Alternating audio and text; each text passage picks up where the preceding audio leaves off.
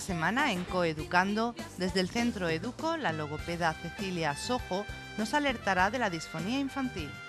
Disfrutaremos de una jornada de danza desde el Conservatorio Superior de Danza Luis del Río con el programa educativo del Ayuntamiento de Córdoba Conoce la Danza.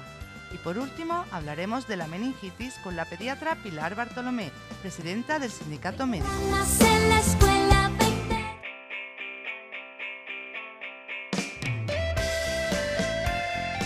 Soy Cecilia Sojo, logopeda del Centro Educo, y hoy vamos a hablar de la disfemia infantil. La primera disfemia que nos encontramos a lo largo del desarrollo del lenguaje del niño es la disfemia evolutiva, que tiene lugar entre los 2 años y medio, 5 aproximadamente, y hace referencia a las alteraciones que se producen en el ritmo del habla de los niños y niñas durante el periodo de adquisición lingüística, provocadas generalmente por encontrarse en un periodo de plena organización de su lenguaje y porque existe un desfase entre lo que es capaz de entender y lo que expresa. Es decir, porque en ocasiones quieren hablar más rápido de lo que piensan y esto provoca el bloqueo o la disfemia. Sí tenemos que decir que en la mayoría de casos, con una orientación adecuada, esta dificultad se puede superar sin problema. De hecho, los estudios señalan que 4 de cada 5 niños superan la disfemia sin dificultades. Sin embargo, otras veces el niño o niña manifiesta una serie de síntomas considerados de riesgo en los que sí se hace precisa una intervención más específica. Estos síntomas a los que nos referimos, que se pueden considerar de riesgo, son tener antecedentes familiares de tartamudez, algún tío, el papá, la mamá, pues que tartamudee, tener en casa unos modelos lingüísticos de habla muy rápida, con mucho contenido y dificultad para el respeto del turno de palabra, que haya en el niño presencia de bloqueos respiratorios y un uso frecuente del aire residual, que el aire residual significa que agotamos del todo el aire en nuestras emisiones. Que en el niño hayan también utilización de gestos típicos, valvismos, que son movimientos asociados involuntarios, que hayan mecanismos de arranque. Por otra parte, que el niño use conductas lingüísticas de evitación, que afectan de forma significativa a la comunicación. Es decir, que en ocasiones los niños evitan ciertas situaciones, sobre todo las que son comunicativas, porque son conscientes de su dificultad y evitan hacerlas. Otros síntomas de riesgo son la utilización de muletillas, ya sean en sonidos, sílabas, pequeñas frases, que usan para iniciar o mantener una conversación. Y por último, que durante la expresión verbal se produzcan bloqueos tónicos. Los bloqueos tónicos es que al niño le resulta imposible iniciar el habla, porque es como si el mecanismo que tiene para hablar se trabara. Y los bloqueos clónicos, que es cuando existe una repetición de sílabas o de palabras. Por último, el último síntoma de riesgo con el que nos encontramos es cuando ya aparecen las repeticiones espasmódicas, que no son más que la mezcla de los dos bloqueos anteriores, el tónico y el clónico, produciéndose así bloqueos y repeticiones de palabras en el niño. Estos son los síntomas a priori más importantes que hay que tener en cuenta para detectar si estamos ante una disfemia evolutiva, la cual el niño podrá superar sin problemas, o si por el contrario estamos hablando de la disfemia patológica que todos conocemos como tartamudez, propiamente dicha, y que por tanto sí necesitará una intervención mucho más específica.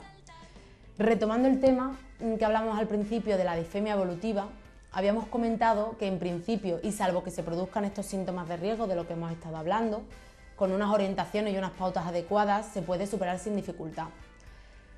Estas orientaciones a las que damos a las familias que tienen niños que se encuentran con esta dificultad se basan primeramente en no hacer observaciones ni directas ni indirectas sobre la forma de hablar que tiene el niño. Es decir, no es conveniente centrar su atención en cómo habla, sino en lo que nos quiere decir, para que el niño no se agobie y no haga consciente su dificultad.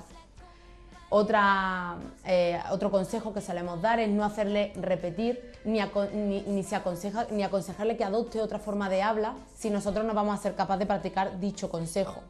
También es muy importante dejar que el niño hable sin presiones, no hay que interrumpirle, no hay que completar las frases por él, hay que darle su tiempo para que se explique, para que nos cuente lo que él quiera. También es muy importante hablarle despacio, con tranquilidad, ya que esto hará que él inconscientemente rebaje sus ansias de hablar y vaya adoptando un modelo más calmado, que es lo que queremos. Por otra parte, el adulto no debe angustiarse por la forma en la que el niño o la niña habla, ni debe estar pendiente de cuántas veces se bloquea o no se bloquea, ya que los niños son especialistas en percibir nuestra ansiedad y nuestro estado de ánimo. Es muy importante también que los papás escuchen a sus hijos, que les muestren interés y que esperen el tiempo que sea necesario hasta que el niño haya terminado su emisión, manteniendo el contacto ocular y con semblante sereno. A la hora de responderle es muy importante que le respondan demostrando que ha escuchado y que les importa lo que el niño les ha dicho y no en la forma en que lo ha dicho. Hay que cuidar muchísimo nuestra actitud corporal, es muy importante, y que nuestra mirada refleje paciencia e interés. Y por último, debemos asegurarnos que todos los adultos cercanos al niño sigan estas pautas, para que el niño sepa que tiene que actuar de esta manera con todos y así generalice mucho antes estas nuevas conductas. Normalmente, siguiendo estas pautas, los niños que no estén dentro de los síntomas de riesgo de los que hemos hablado al principio, deben por regla general superar esta dificultad sin problemas. Si no es así, y tal y como hemos dicho antes, estamos ante una tartamudez clásica, que todos entendemos como tal, hay que dar un diagnóstico lo más rápido posible para poder empezar el tratamiento antes. Este diagnóstico suele darse hacia los 6, 7 años más o menos, porque es cuando el lenguaje ha terminado de desarrollarse. Cuando hemos llegado a este diagnóstico, el niño ya tartamudea con movimientos asociados e incluso presenta trastornos respiratorios. Los síntomas clínicos del tartamudeo más significativos que se encuentran en el niño son repeticiones, bloqueos y prolongaciones de sonidos, palabras, sílabas, etc. Alteraciones en la respiración del niño, alteraciones en el tono de la voz. El niño tiene sentimientos de ansiedad, frustración y vergüenza cuando tiene que hablar. Se observan temblores, hay un aumento del ritmo cardíaco, un aumento de la tensión muscular debido al esfuerzo para concluir lo que él quiere decir. Y hay movimientos asociados como muecas en la cara, movimientos de cabeza, encogimiento de hombros, entre muchos otros. Por tanto, una vez que tenemos un diagnóstico de tartamudez, debemos comenzar un tratamiento lo más rápido posible.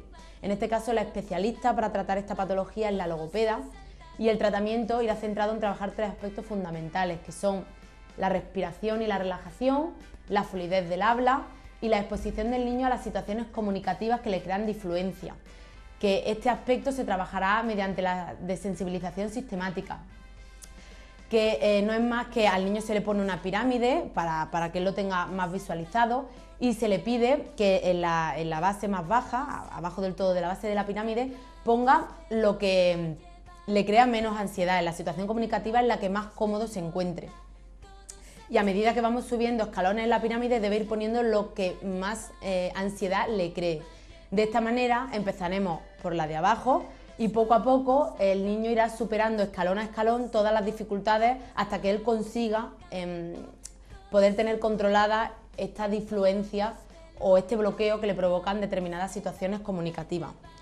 Por último, sí me gustaría remarcar que aunque la tartamudez requiere específicamente, como hemos dicho, un tratamiento logopédico, en muchas ocasiones esta tartamudez va asociada a un factor psicológico que es muy importante y que por tanto el tratamiento puede y debe cursar con un tratamiento psicológico que ayuda al niño a superar estos momentos de ansiedad o estrés que le puedan crear determinadas situaciones y que ayude a que los actos comunicativos pues los pueda llevar a cabo sin esa angustia o sin esa ansiedad que les crea.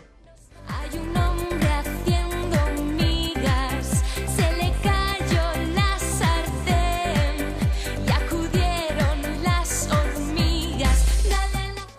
El área de educación del Ayuntamiento de Córdoba, en colaboración con el Conservatorio de Danza Luis del Río, ha puesto en marcha de nuevo este año el programa educativo Conoce la Danza.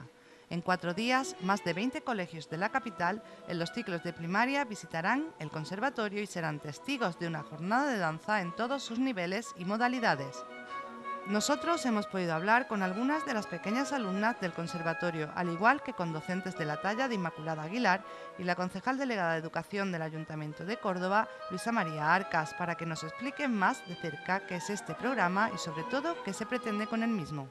Hoy en Coeducando vamos a ser espectadores de un taller, de un curso que se llama Descubre la Danza, y nos hemos trasladado hasta el Conservatorio Superior de Danza Luis del Río. Su directora, Carmen del Río, nos va a explicar muy brevemente en qué consiste lo que hoy vamos a ver, porque es muy interesante. Sí, hola, buenos días. Bueno, pues vamos a ver un programa educativo que llevamos haciéndolo muchísimos años en colaboración con los colegios, viene todo de primaria, y bueno, vamos a hacer un barrido de todas las especialidades y materias que se imparten en el conservatorio.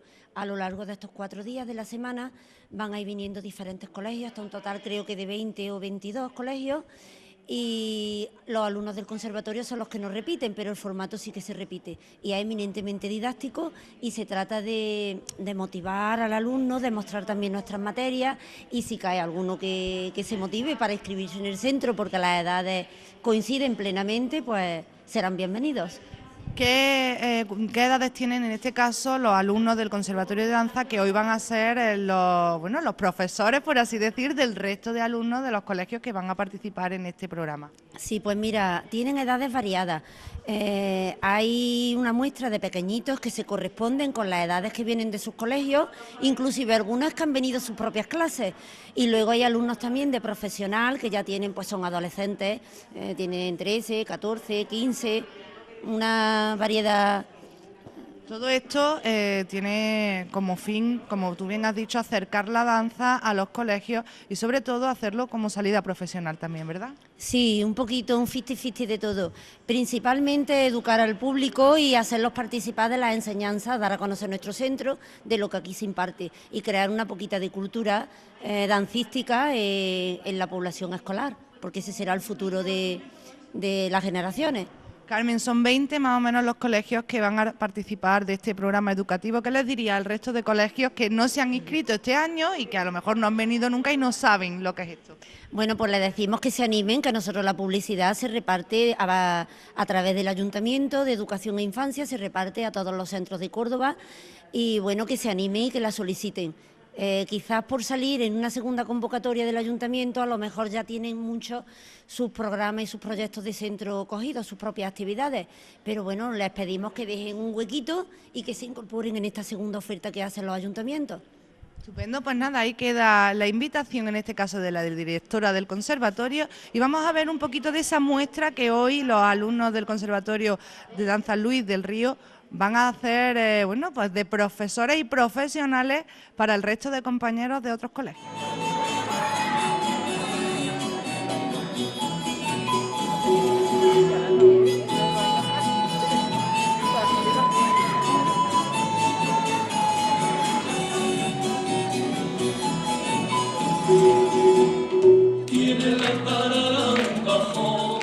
Inmaculada Aguilar, catedrática de danza española en la modalidad de flamenco, muchísimas gracias por atendernos. Hoy vamos a ver lo que tus alumnas, bueno, han aprendido durante estos años. Bueno, no solamente los míos, sino van a participar muchísimos alumnos de muchas compañeras y vamos a hacer un recorrido por las distintas especialidades, no solamente de lo que han aprendido en años anteriores, sino lo que están cursando actualmente. ¿Qué les podrías decir tú a los padres que están viendo el programa?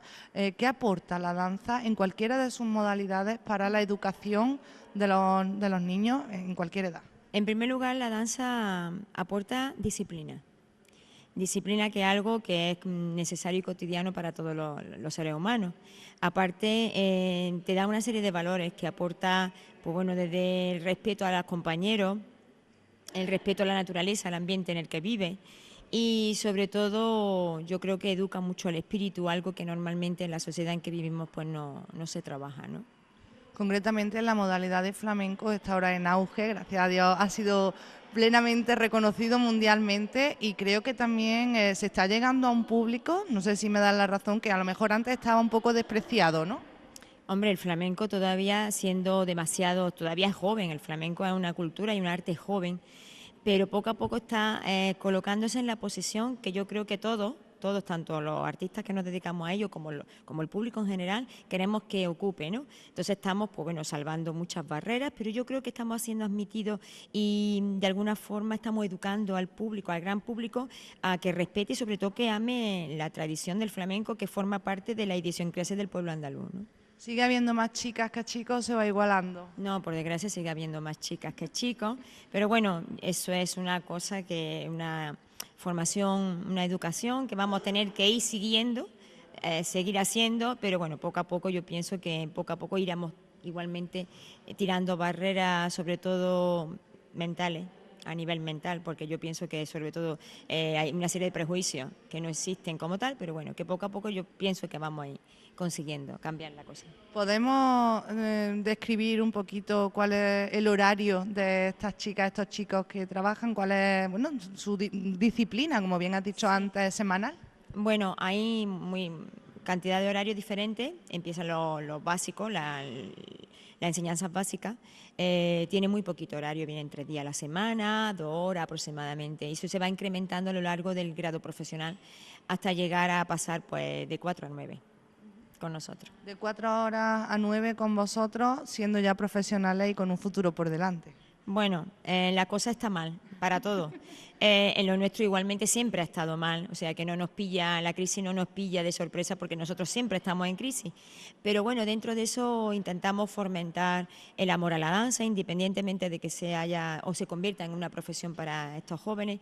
Y por supuesto nunca tiramos la toalla, todo lo contrario, le animamos que sigan luchando y que bueno, que la vertiente tanto de profesional como de maestro pueden tener salida, ¿no? El extranjero es una puerta abierta para todo este tipo de espectáculos, ¿verdad? Indudablemente en el extranjero tenemos un campo totalmente minado y existe un respeto muy grande hacia nuestra cultura y yo pienso que en eso teníamos que aprender los propios españoles, a respetar y sobre todo a cuidar nuestra cultura. La danza es algo que debemos de cuidar entre todos. Algo en lo que nos debamos de fijar hoy concretamente, que tú digas, "Oh, mira, tal cosa no se lo pueden perder porque va a ser un momento especial". Bueno, yo creo que todos los números que van a salir van a tener su momento especial. Yo me fijaría sobre todo en la ilusión que estos pequeños ponen y que estos niños para mí, y creo que para todos los profesores y creo que también para padres, son verdaderos héroes porque tienen que compartir sus estudios obligatorios con sus estudios de danza. No faltan a clase, ni de un sitio ni de otro. Y yo creo que eso es destacable, muy destacable. Son niños muy normales, pero son niños muy especiales, porque comparten su enseñanza obligatoria con la dancística y eso es muy, muy, muy difícil. Muchísimas gracias por atendernos y nada, a preparar a las chicas y los chicos. Venga, que llegamos tarde. Gracias a vosotros. Gracias.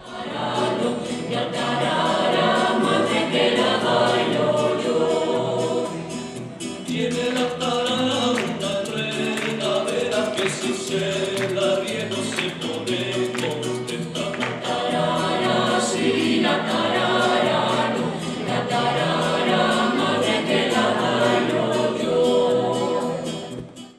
José María Arca, muy buenos días, Hola, muchas buenos gracias, días. concejal delegada de Educación. ¿Qué nos traes hoy?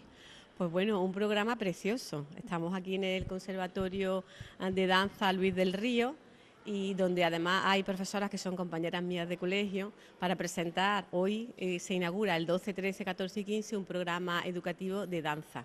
Es un programa educativo muy bonito que sensibiliza en la arte escénica a los niños, muy demandado sobre todo por los niños de primaria. Y bueno, pues aporta educativamente la cultura y el sensibilizar hacia la cultura, como es la danza, como el teatro, como es la música, a los niños escolares de Córdoba. Creo que es muy importante, sobre todo, este programa educativo de la danza, porque afianza a los niños en unos valores tan importantes como el esfuerzo, la disciplina, el cultivar lo artístico. Y son niños que llevan una metodología de trabajo que a pesar de sus estudios, además pues desarrollan esta actividad artística y creo que eso pues fomenta, lo hace realmente personas con unos valores internos y con una seguridad y un desarrollo personal e intelectual muy importante. Por eso, además de estos niños que imparten y reciben clases, o sea que reciben clases aquí, pues también vienen muchos colegios. Hoy concretamente está aquí el Colegio Salvador de Vinuesa, el Colegio Vista Alegre, Fray Albino y otro más que no recuerdo, pero es muy demandado, como digo, por los niños de primaria y es un programa educativo pues muy bonito y en el cual pues estamos muy orgullosos desde el Departamento de Educación e Infancia de colaborar en programas que hacen que la cultura se promocione en los niños. Desde pequeños es importante conocer la cultura de Córdoba.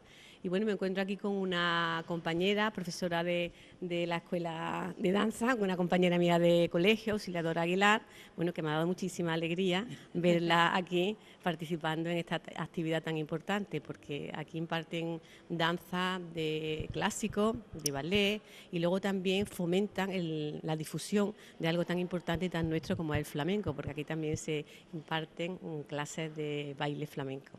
Bueno, pues aquí estamos con una auxiliadora. Hola, buenos Buenos días. días. Auxiliadora, ¿qué tienes que aportarnos a este programa educativo del que hoy vamos a ser fieles testigos? Y además yo voy a intentar participar y que nos cuenten también los más pequeños un poquito, pues cómo es esa disciplina, qué es lo que les gusta y luego al público que está viendo qué les ha parecido. Bueno, lo fundamental que yo os puedo decir es el esfuerzo que hacen todos los alumnos todos los días, que se plasma efectivamente en el teatro. O sea, que la historia está, que no se hace todo el trabajo de las aulas solamente para que se quede ahí, sino que hay que enseñarlo y su sitio es el teatro. Tenemos la suerte de contar con un teatro propio o medio prestado, por pertenecer en parte a arte dramático, pero ciertamente lo fundamental es que la danza salga fuera que se conozca fuera, o sea, que sean los niños pequeños los que son capaces de conocer todo el trabajo que hacen, pues danza española, flamenco, clásico, contemporáneo. Y es muy importante porque salen felices y contentos y además con ganas de volver. Es una forma también de darnos a conocer y que sepan que estamos aquí esperándolos. Y una forma también de que los padres, bueno, pues cuando lleguen a casa y cuenten el día que haya espectáculo en el Gran Teatro, en cualquier sitio, sean los propios niños, no los que les digan, oye, vamos a ir a verlo, sean aficionados, ¿no? Sí, la cultura de la danza es muy efímera. La danza nace cuando se levanta el telón y muere cuando se cierra el telón. Entonces, sí, aunque hay vídeos y hay tal, pero la danza es en directo. Y entonces es muy importante que los alumnos contacten con eso, con el teatro y con la danza y ellos salen pues súper contentos, sí. Bueno, pues vamos a hablar con ellos, a ver qué es lo que nos cuentan. Muchísimas gracias, de verdad. A vosotros, a vosotros. Gracias, muchas gracias.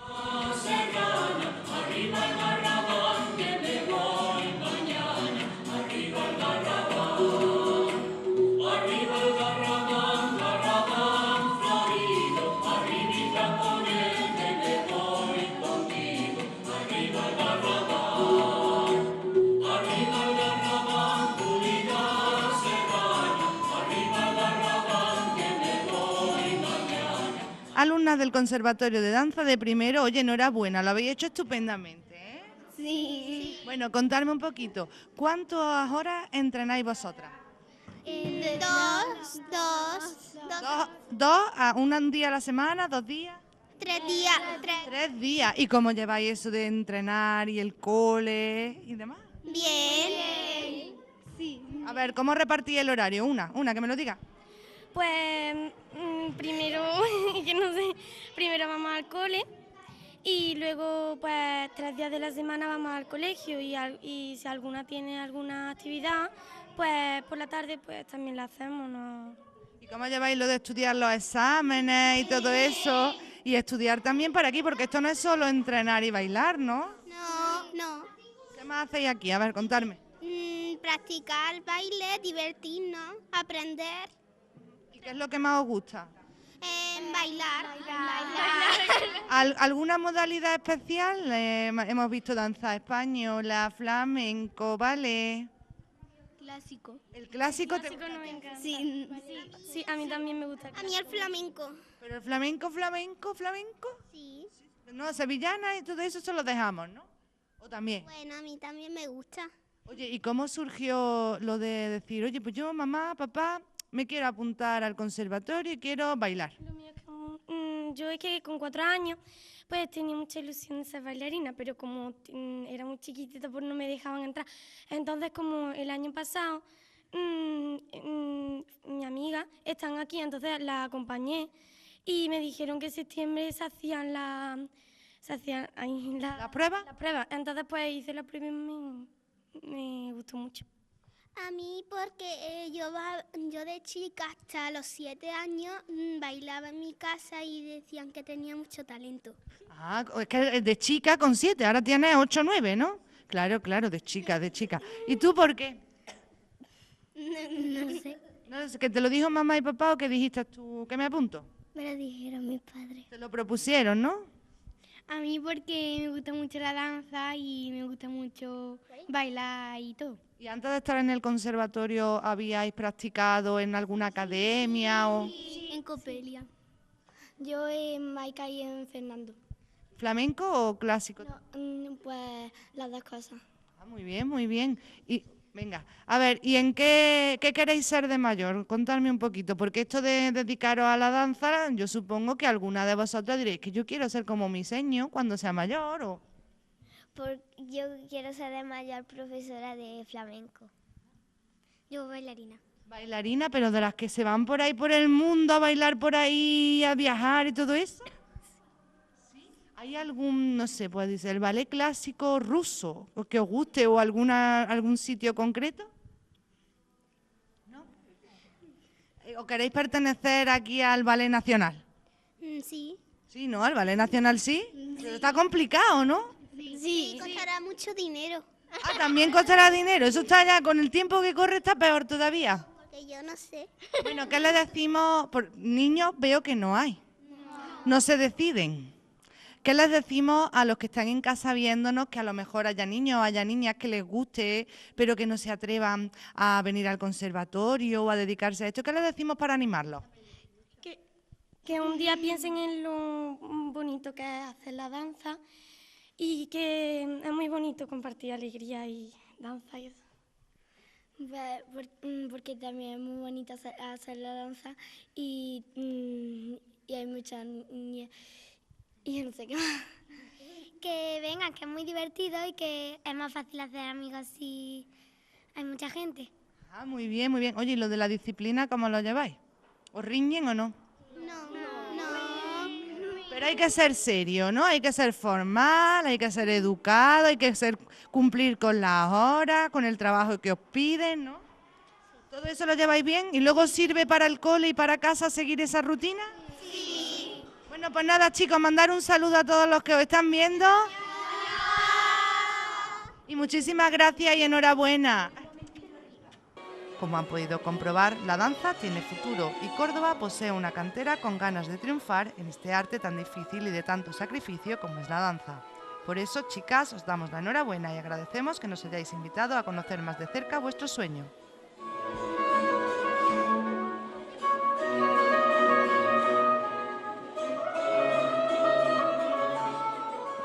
La meningitis es una enfermedad que asusta y mucho entre la sociedad. ¿Cómo detectarla y qué hacer en los instantes siguientes? Es el fin de nuestra consulta en el día de hoy. Hola, soy Pilar Bartolomé y esta tarde pues venimos a hablar de una serie de consejos, como pediatra que soy, para la población en estos días de frío, en estos días de lluvia, que hay tantos resfriados, tantas gripes y que pueden afectar a los más pequeños de la casa, ¿de acuerdo? Una de las enfermedades o patologías que más asustan a los padres hoy en día, pues con estos fríos, son las meningitis. Las meningitis son una serie de infecciones bacterianas o víricas, también por protozoos y por hongos, que suelen originar una serie de patologías muy fuertes, muy graves y que asustan mucho a los padres. La única manera de protegerse contra la meningitis van a ser una serie de vacunas, una serie de medidas que se van a utilizar. Empezamos diciendo que las meningitis más frecuentes en nuestro medio son las provocadas por las bacterias, por los meningococos y por los neumococos. También tenemos meningitis que se producen por hemófilus, ¿vale?, que también se está protegida de ellas, y también tenemos otra serie de meningitis, pero que son menos frecuentes en nuestro medio, sobre todo en Andalucía. Las meningitis suelen tener dos periodos de presencia, que son a nivel de invierno, la falta de lluvia o el frío provocan que esta serie de bichos, organismos, en nuestros agentes patógenos que se llaman, provoquen esta serie de enfermedades, y también en primavera suele haber otros brotes. ¿Dónde se suelen dar más? Pues en comunidades cerradas, pues en casas, con gente que provoque esa infección en otro, o bien en comunidades cerradas como son guarderías en niños pequeños, pero también en mayores tenemos todo lo que son, pues ahora ya la mili no hay, pero hay gente que trabaja en instituciones militares, también instituciones universitarias y en colegios mayores, y sobre todo siempre que haya una comunidad cerrada y con personas. Una aglomeración de gente. Una aglomeración, juntas, ¿no? efectivamente. La serie de microorganismos que van a producir estas esta meningitis, tenemos que, por ejemplo, los virus no tienen una patología, normalmente no tienen una patología muy floral, suelen pasar desapercibidas la mayoría de las veces, pues como una especie de gripe, un resfrío del niño continuo y tal, y que se suele solucionar por sí mismo en 7 o 10 días. Cuando es una meningitis tipo meningococo, tipo neumococo, sí suelen tener una explosión mayor en los niños y se suele detectar, aunque también hay veces que cursa con, bueno, pues, dormida, ¿no? ¿Qué síntomas debemos detectar en una posible meningitis en los niños? Normalmente son fiebre, aunque puede cursar sin fiebre, tiene fiebre, vómitos, dolor de cabeza intenso y puede tener dos características: o estar muy irritado, una irritación tremenda, sobre todo en lactantes, niños que chillan, que lloran, que aunque los cojas no los consuelas, y también somnolencia o letargo, ¿vale? Tiene esas dos medidas. También el famoso síntoma que todo el mundo conoce, ¿no?, del cuello rígido, que no puede llegar a la barbilla, el mentón, y también tenemos esas famosas pintitas rojas que suelen aparecer pues a nivel de cuello, a nivel de cuerpo, que algunas veces no se suelen dar. Los microorganismos que producen las meningitis se agrupan en familias y dentro de cada familia tienen a su vez sus subfamilias, ¿no? Es como la familia nuestra y luego vienen los primos y los sobrinos y demás familias. Entonces, las vacunas normalmente que existen hoy en día son para el meningococo tipo C, ¿vale?, que sí está dentro de la seguridad social y que se vacuna hoy en día a nuestros hijos, pero la más frecuente es la del meningococo B. Para esa no existe todavía vacuna, ¿de acuerdo?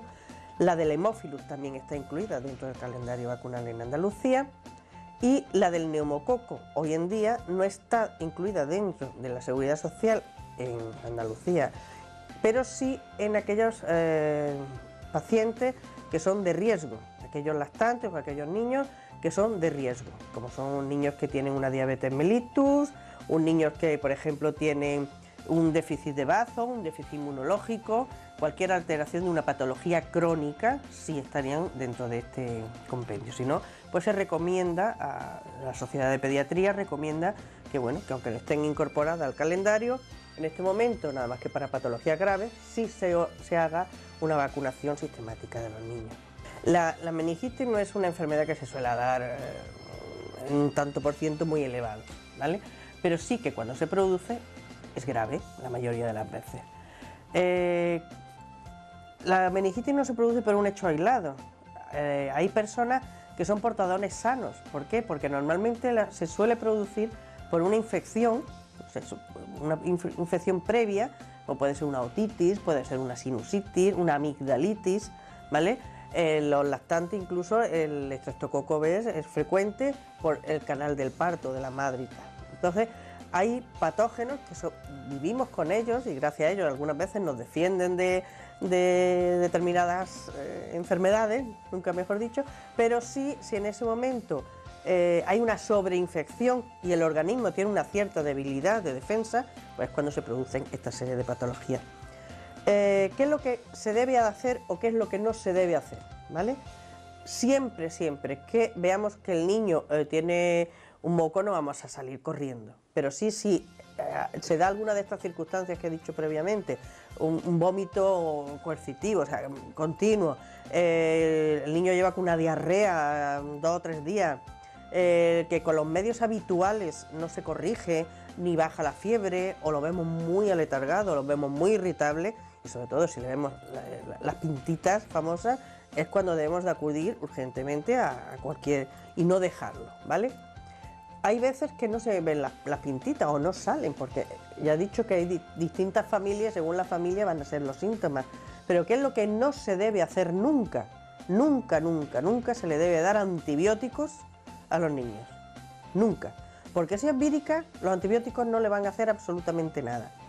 Y si es una patología que le pueda ir bien un antibiótico y le damos el no correcto, lo que vamos a hacer es bloquear el tratamiento que deberías de tener y ocasionar un mal mayor, ¿vale? Entonces nunca, nunca, nunca dar antibióticos. Siempre, ¿qué es lo que hay que hacer? Prevenir la vacuna, evidentemente, y sobre todo una exquisita higiene. Acostumbrar tanto los padres como los niños a lavarse las manos antes de comer, a lavarse las manos después de ir al cuarto de baño, las madres o los cuidadores en guardería, lavarse las manos muy bien después de cambiar los pañales a los niños, no cambiar a uno y luego cambiar a otro, sino cambiarlo entre ellos. Procurar que todo utensilio que se vaya a utilizar, tenedores, cuchillos, vasos, servilletas, toallas, sean individuales, no sean colectivas, ¿eh? Es un poco difícil evitar en una guardería que un chupe de un niño vaya de un sitio para otro, pero bueno, se tiene que intentar evitar, ¿no? La mayor prevención para cualquier tipo de patología de este tipo es la higiene, la superhigiene va mejor. ¿Qué es lo que tampoco deben hacer nunca? Intentar medios que no sean naturales. Hay que hacer una buena hidratación. ¿Por qué? Porque los vómitos, el sudor, la fiebre resecan y ya sabemos que la falta de líquido puede hacer que haya una sobreinfección. Siempre a la hora de, luego, si hay una patología que produce una meningitis, como hemos acudido a ese centro de urgencia, siempre en 24 horas es el mejor tratamiento, vamos a tener que, dependiendo del organismo patógeno que haya atacado, vamos a tener que darle además antibióticos a los compañeros de guardería o la familia más cercana, o no vamos a tener que hacer absolutamente nada. Un niño, una vez pasada una meningitis tratada y dado de alta, puede incorporarse estupendamente a su colegio, a su casa, a su vida normal y corriente, porque un niño dado de alta no va a tener normalmente ninguna secuela. Puede haber secuelas porque haya sido muy grave la infección, puede haber una pérdida de audición, puede haber un retraso neuronal y tal, pero eso normalmente no es lo más frecuente. ¿Qué es lo más frecuente? Que este niño, si ha tenido una infección muy grave, se revise a los 6 meses o inmediatamente después pues se le haga una medición de audición y se le haga unas pruebas renales, pero un seguimiento durante un cierto tiempo. Pero olvidarse de que la tuvo, si está dado de alta. Y sobre todo, y fundamental, 2 temas, las vacunas y la higiene. Y de esa manera pues no habrá problemas con las meningitis. Hoy hemos querido acercaros el esfuerzo de unas jovencitas amantes de la danza, resolveros dudas sobre la meningitis y aconsejaros de las disfonías infantiles. Esperamos haberos servido de ayuda y os invitamos a que participéis activamente en nuestro programa a través de la cuenta de correo www.coeducando.com. Podéis hacernos llegar vuestras consultas, propuestas o incluso vuestras fotos de los reyes de vuestra casa. Estaremos encantados de hacerles protagonistas de los programas en nuestro álbum de fotos. Gracias y hasta la próxima semana.